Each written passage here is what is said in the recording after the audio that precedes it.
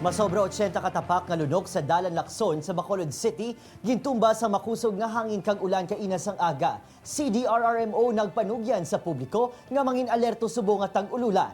Yaring balita nga aton gintutukan. Aga paginsarahin nasang katapos ang City Disaster Risk Reduction Management Office sa Bacolod ang iningalunok sa 6th Lacson Street. Ang mapag-unya kahoy ang wala makaluwas sa makusog nga hangin kag mabaskog nga ulan pasado alas 6 ang aga. Basta mga amo nga sitwasyon subong alerto kami.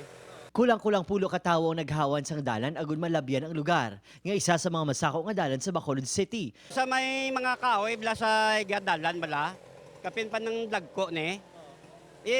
Gid nila nga may magparking balasla. Kapin pa may salakyan nga mga delikado. Reklamo naman gipadakat sa mga motorista matapos na paslawan ang bitaw nga baralan ng entrada sang 6th Street agod hindi na masudlan sa mga salakyan. Puntahan na yung instruction antes nila brown para mabalaan nila sa mga driver.